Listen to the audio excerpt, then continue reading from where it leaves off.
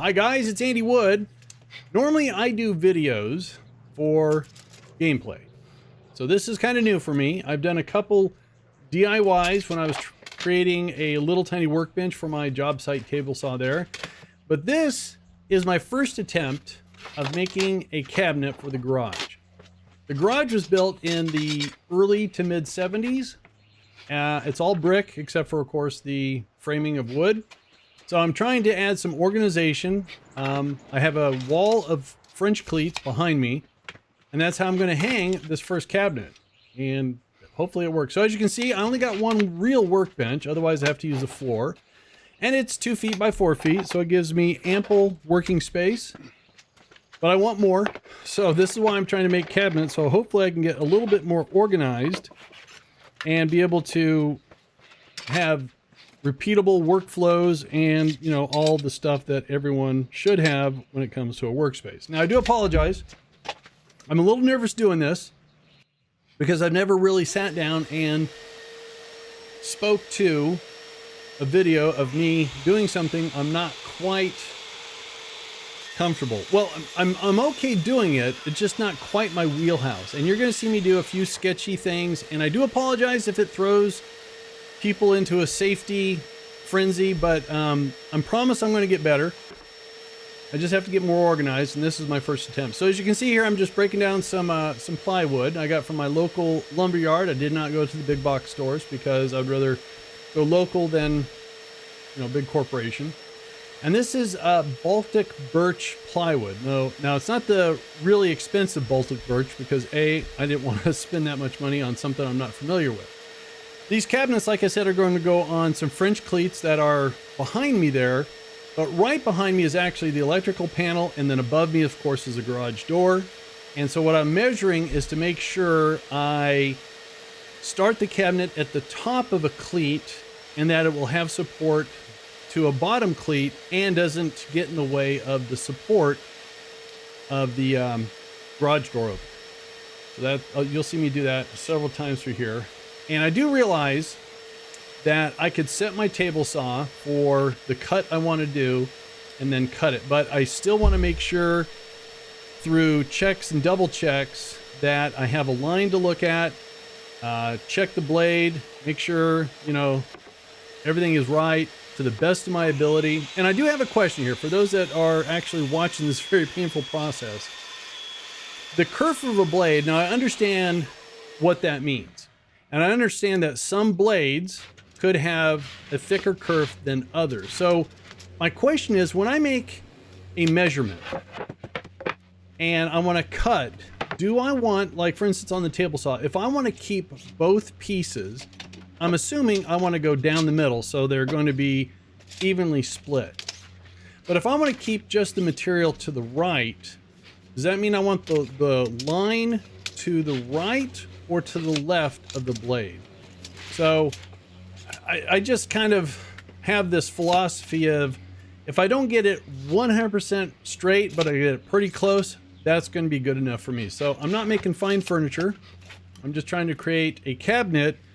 And the dimensions here are going to be 28 inches tall. It's going to be 20 inches wide and about a foot deep. And then I'm just going to do no real fancy joinery. I'm not comfortable with doing what do you call it, a butt joint or a dado slot or whatever it's called. And I did notice, so what I'm doing here, what I did notice when I cut before is that the plywood splintered a little bit. So I've understood that if you put painter's tape, you get a cleaner cut. And whoever figured that out is a genius. But I did notice right here that because I didn't put it on both sides, it splintered on one side. So is that just the quality of the wood, or is that it's time for me to change my blade? I've only had this table saw for about a year. It hasn't been heavily used at all. I just use it to, well, make this cabinet, and I use it to cut down some 2x4s for the workbench underneath me, the workbench behind you, which is actually holding my planer. And maybe I was starting some glue up process, trying to get down on what's going on. Now what I'm thinking about here is my last two pieces that I cut, for some reason, it's slightly, one piece is not exactly square. And I just thought, well, It doesn't have to be perfect, just as long as I can make a squarish box and get that hung on the wall.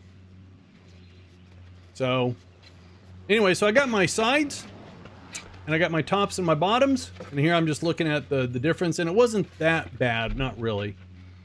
So what I thought I would do to kind of step up my game a little bit is I made this workbench that's underneath me here. I did that with just pocket hole joinery, and it was really a fantastic experience. And I know that doesn't sound, you know, as it should be, but it's incredible how the strength of that joinery holds up versus just kind of just screwing in from the side or something like that. So right now I'm just marking where I want to put the pocket holes, trying to make the orientation correct, because I'm trying to put the best side of the plywood out, because again, it's not the really nice Baltic birch. This one's got a few little voids here and there, so I'm just trying to put the best facing forward, I guess. And that's my pocket hole. I got the Craig 720, found it to be probably the one with the least a chance of me making a mistake. And the first time I used it, the little wing things were getting in the way. They kept coming off real easily. So you're gonna find me put this thing back together and use it so I can support the smaller pieces of the lumber versus very long pieces of the lumber.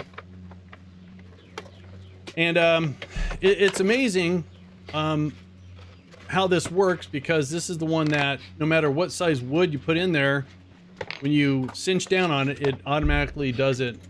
And I'm trying to slowly step into the realm of dust control. So you can see I have a shop vac behind me. It is connected to my table saw, but of course I don't get all the dust that comes from the top of the table saw. And I'm looking for the adapter, which I misplaced for this jig. So I decided, well, I'll just go forward and just blow it out later, because I know if you keep all the debris in there, the blade will get dull over time. We don't want a dull blade or a dull tip. But I'm sure you guys are well versed when it comes to doing pocket holes and whatnot. So I'm just doing one just to show you guys how I'm doing it. And again, if you guys have got any sort of advice or words of wisdom or corrective criticism, I'm more than welcome to receive those in the comments down below. So I'm not going to show you every single pocket hole I made here. Now this is my attempt to learn what I've seen and to put a box together. So I've got myself some 90-degree angles here. These are not woodpeckers, these are some knockoffs, but I've checked them with squares and they're 90 degrees. And it's nerve-wracking for me, because I know how a clamp works. I know how to use a power tool. I know how to drill holes and put screws into wood, but to start to make something that's going to be square and plumb and be functional, like I said, is a little bit out of my pay grade. But I spent a lot of time here, and I did it on the other corners as well, just making sure I get everything nice and square, because going forward, I want to find that I can actually do this, because I want to make another cabinet after this, and then I want to make some lower cabinets. And like I said, I want to get my garage organized so it turns into a nice little hobbyist woodworker, so I can start experimenting with many other things that unfortunately look so easy on YouTube, but actually, you know, only comes with time and experience. So this is me just trying to make sure I'm lining everything up, tapping here, tapping there, baby taps. I've got, those are Bessie clamps on the right. I really like the Bessie clamps. And on the left are just the squeeze Irwin clamps. And again, I haven't had any of these clamps really fail. And I got everything all lined up, and my first two pocket holes to hold this one corner in place. Also, I'm not left-handed, so I had to come all the way around to do that. And again, you guys have seen plenty of people do pocket holes and joinery of other advanced, so I'm not going to force you guys to watch someone that's never done this before do 4 more corners.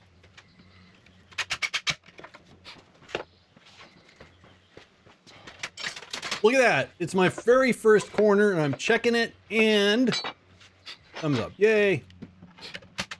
And I believe this is like towards the end, me completing the box. So I just wanted to show you guys. Look at me. I made a box. Oh, checking for square. And believe it or not, it did. It came out exactly to the 16th. So pretty darn happy with that.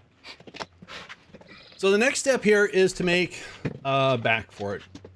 And again, I only got one work surface. I'm gonna clear off my work surface and pull off another piece of plywood.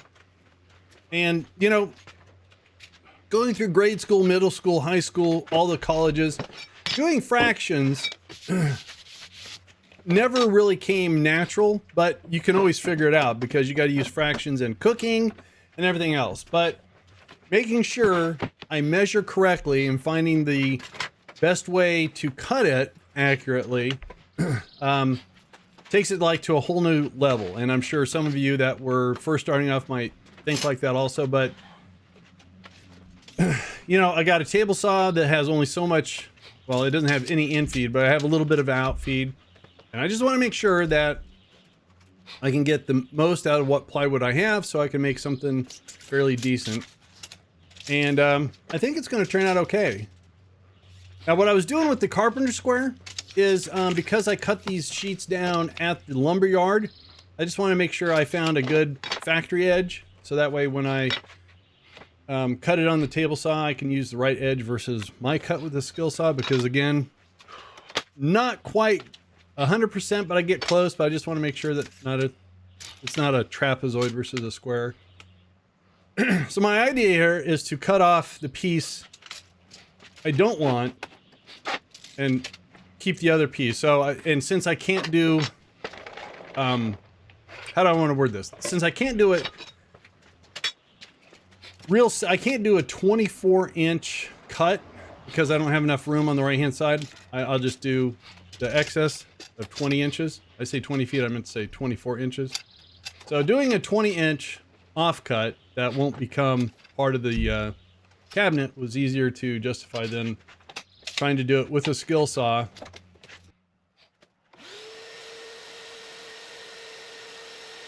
And I believe this time I actually remembered to put the cleaner's tape on both sides. And again, it works. So I did ask the question earlier. So if you use a table saw or something, even a skill saw, and it splinters, does it mean it's just the wood or the blade? So if you're having to constantly use painter's tape, I guess the blade? Excuse me. So this should be the back. We have to do a little more cutting on it. And again, I'm trying to edit this down so it makes a little bit sense. But again, I'm still learning two different trades here, woodworking and video editing. So here we go. By the way, this job site table saw, like I said, I've only had for a year. Haven't had any problems with it. It's a real workhorse. That's still the blade that's in it came with it, and I really haven't used it that much. Now let's see here. Here's our box. Gotta make sure I get the facing correct. And the back. Pretty side forward, I guess. And lo and behold, for the three important sides. Oh, and here, self-explanatory message coming up. Yeah, I forgot to drill the shelf pin holes. And when I went away and thought about it, I thought, you know what? That's not a total nightmare because, and I'll tell you what the company I'm using for that, it's actually a new company, and I just couldn't afford doing the Craig, so I got this one instead, and it seems to be just as good.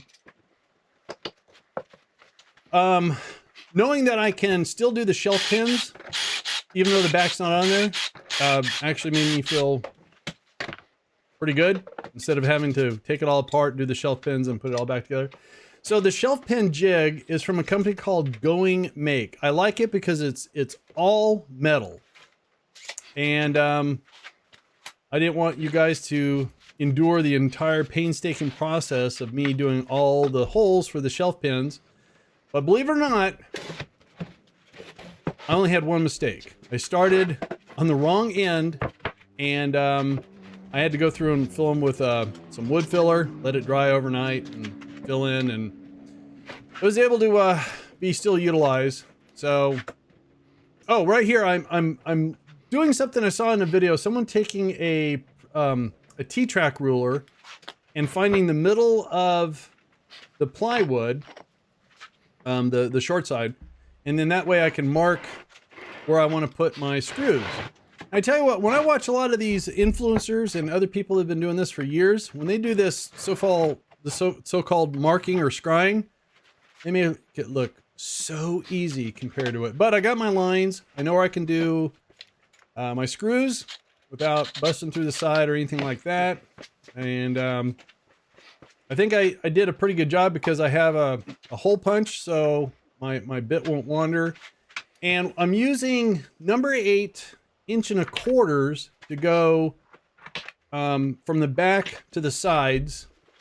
And that gave me plenty of, you know, how do you say, grab or meat.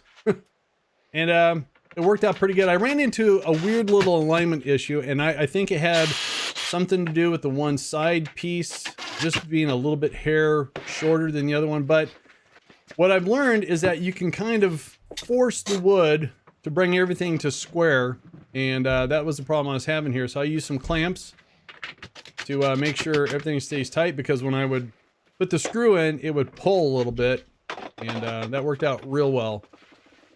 Clamps are, I guess, can be that one friend you have when you need another set of hands. And so you can see there, I'm closing my box with the back. And again, I'm not doing any slot down the side. I just want to make sure I have cabinets to store stuff. And it's been a lot of fun trying to create something, you know, kind of from your own mind. And it's not hard. I understand it's a box with a back. But the next hurdle is that we're going to put a French cleat on it, which again isn't that hard, but you want to make sure that it holds. And I'm not using any glue because I figured if I made any mistakes, I can unscrew everything, correct it, and then once I'm happy with everything, then I can go back and glue and screw again. And so that's the completed box. And this is what I have to do all the time. I want to use my little chop saw here, my little miter saw. So I'm going to take some 45-degree cleats that I've already cut. I'm going to cut them down to size. I'm going to make 2 of them because I think it would be better to have a cleat at the top and another one towards the bottom to give enough support for whatever goes into the cabinet, instead of just drilling straight into studs.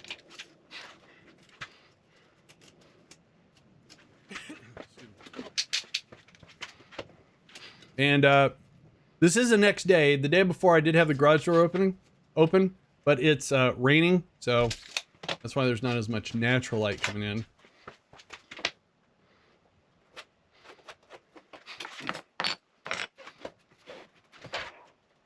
Again, all of the tools I have pretty much are DeWalt.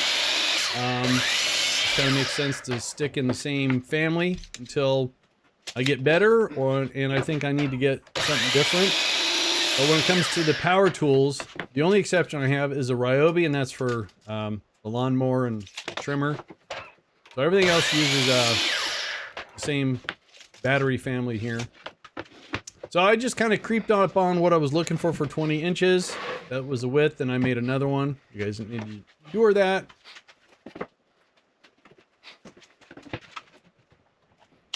And I got it all lined up, and I'm doing a little pre-drill counter center and getting it all anchored in. And this is about it. So is what I do is I make sure that I had enough enough screws to keep the French cleat. That's me giving a thumbs up that the screw didn't go through anything. I just find it interesting that you can have a piece of lumber and you put a screw into it and nothing bursts out where there was material before. So that's physics for you, I guess. But guys, this is it. I'm pretty happy with it. It's going to be very functional, and I made another one, and this is what they look like up on the wall. So guys, I appreciate you guys hanging out. And again, if you have any input whatsoever, please let me know. Appreciate it.